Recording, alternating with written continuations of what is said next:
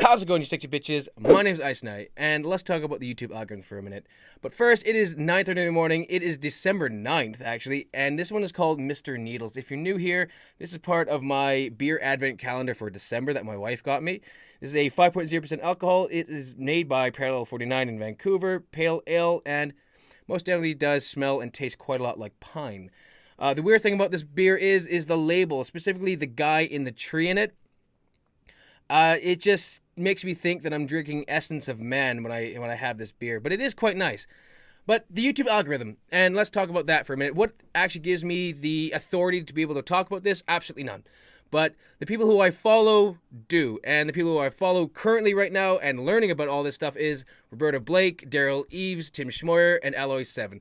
Those guys I have learned a lot off of. Specifically for this video, I've learned from Roberta Blake and Daryl Eves. But how does the YouTube algorithm work? It runs like any other algorithm, because really, it's just a giant search engine, and they needed a way to actually sort the information that is constantly being uploaded to YouTube. And the way that they do that is the algorithm. The way the algorithm works is off of information. The information that it is trying to get is from tags, description, thumbnail, title, and transcription.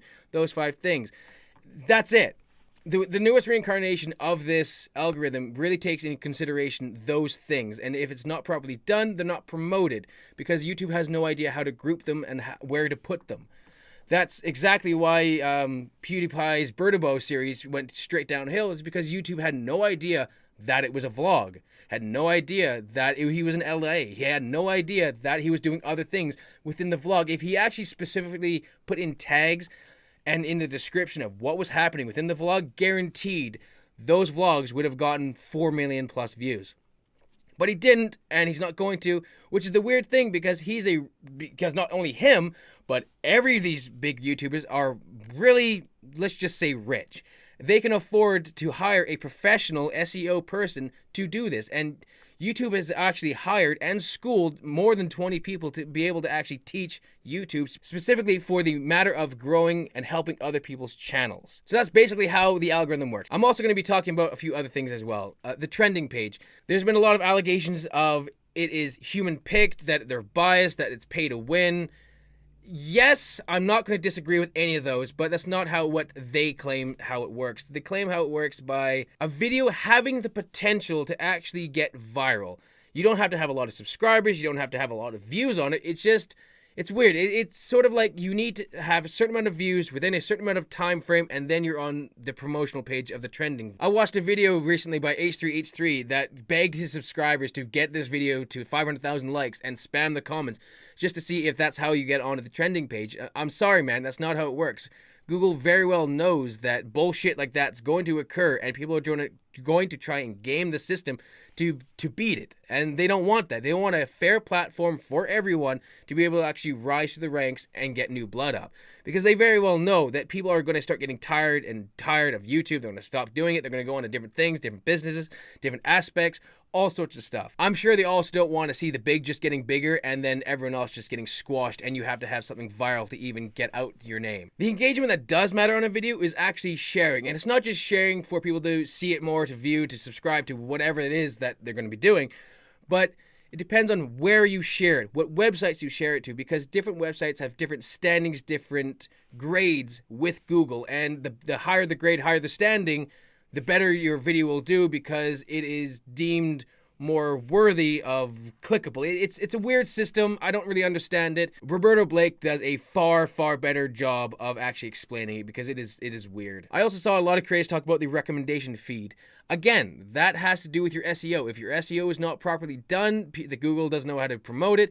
But it's also a very good thing how they changed it. So say you're on a PewDiePie video and there's 20 videos on the right, and you get to choose from any one of those. If PewDiePie owns 15 of those videos, more than likely you're going to click on a PewDiePie video.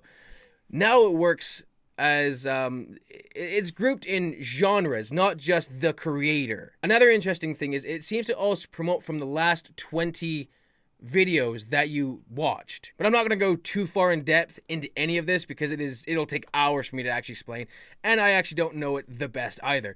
So if you really want to know more about this kind of stuff, go to Roberta Blake, Daryl Eves, Tim Schmoyer, Alloy7, any one of those people who have been trained by YouTube to be able to actually talk about this shit. And before you go, YouTube is dying. It's not. It has to compete with anything that will come next. It needs to compete with Netflix, HBO. It needs to compete with television. It needs to compete with everything. Everyone calls YouTube a joke. It needs to compete with all of those. And if it has any prayer of a chance, it has to have the information and a good algorithm. And to be able to compete, it needs information. And that information comes from all those videos. And guess who gets to upload all that metadata is you, or you hire someone. The last thing I want to talk about is the unsubscribe bug that is happening within YouTube. YouTube has actually had this bug since 2012 when they first did their original purge. And Derral Eves actually goes into a better construct of what happened. But essentially, now YouTube has kind of admitted that there's a problem because there is now a form that you could fill out if you experience being unsubscribed from a certain channel. So if you do have that problem, please go fill it out. They are trying to actually figure out the problem now because it has become a large issue. So I hope this video helped out in some way of why YouTube has done it, how it works, what YouTube wants, and really it's just information about the video. And if you want to know more, please seek out some of the creators that YouTube has actually trained for this purpose. Again, the ones that I follow, Roberto Blake, Derral Eves, Tim Schmoyer, and Alloy7. But there are far, far more. So thank you all for watching this little summary of the YouTube algorithm. I hope it helped someone. Always have yourself a great day. Thank you very much for liking, comment, subscribing, and I'll see you in the next video. Yeah, bye.